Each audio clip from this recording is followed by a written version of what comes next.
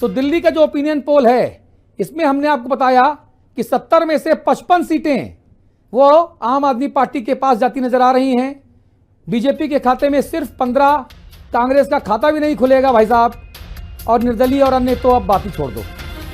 तो आम आदमी पार्टी, हिंदी खबर और माइंड ब्रिक मीडिया MBM के सर्वे में दिल्ली में एक बार फिर से दिल्ली के दिल में क्या है, इस सवाल का जवाब दिल्ली के दिल में केजरीवाल है। और दिल्ली आम आदमी पार्टी की सरकार के लिए फिलहाल तैयार नजर आ रही है। जिस सीट पर सभी की निगाहें टिकी हुई हैं, मैं उस सीट की बात करूंगा।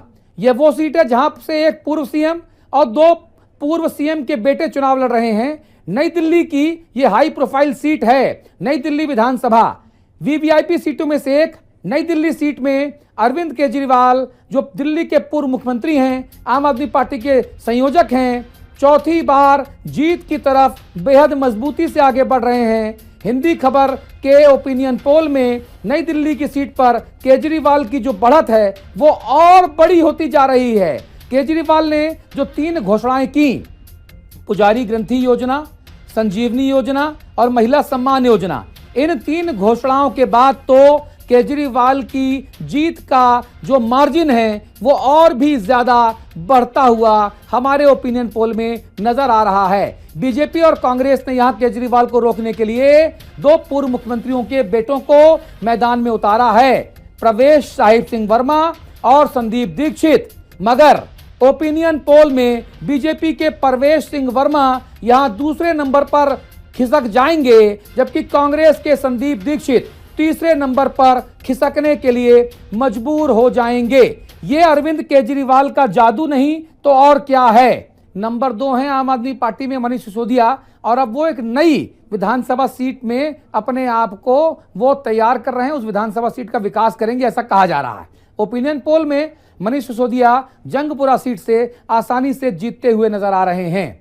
मनीष सिसोदिया की मुश्किल बढ़ाने के लिए भारतीय जनता पार्टी ने यहां पर जो सिख नेता हैं तरविंदर सिंह, उनको, और कांग्रेस ने फरहाद सूरी को उतारा है।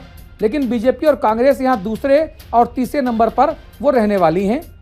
2020 में यहां पर आम आदमी पार्टी के प्रवीण कुमार ने आसानी से जीत दर्ज की थी। तो मनीष सिसोदिया अपनी सीट जीत रहे हैं, केजरीवाल अपनी सीट जीत रहे हैं और मनीष सिसोदिया भी अपनी सीट बहुत आसानी से जीत रहे हैं। हम आतिशी जी के बारे में बात करेंगे। दिल्ली की मुख्यमंत्री हैं, जिस कालिका जी सीट पर चुनाव लड़ रही हैं, वहां का हालचाल क्या है। वहां भारतीय जनता पार्टी ने रमेश बिधूड़ी और कांग्रेस पार्टी ने अलका लांबा जी को वहां पर आतिशी जी के मुकाबले खड़ा किया है। कालका जी जो सीट है वो मुख्यमंत्री आतिशी की सीट है और आतिशी यहां पर बहुत आराम से जीतती हुई नजर आ रही हैं। हालांकि मीडिया में जोरदार बयानबाजी करके रमेश बिधूड़ी ने आतिशी के ऊपर बढ़त जरूर बना ली है। अरे भाई, गुंडे मवाली की भाषा इस्तेमाल करने के लिए रमेश बिधूड़ी बदनाम हो चुके हैं। और अब उन्हीं रमेश बिधूड़ी ने कभी प्रियंका गांधी के गाल पे टिप्पणी कर दी, कभी आतिशी मर लेना जो इनका सरनेम था उस पर टिप्पणी कर दी, ओशी टिप्पणी कर दी, भौंडे इशारे करके टिप्पणी की रमेश बिधूड़ी ने है? और अब ये रमेश बिधूड़ी सोचते हैं कि कालका जी सीट से लोग इनको जिता देंगे।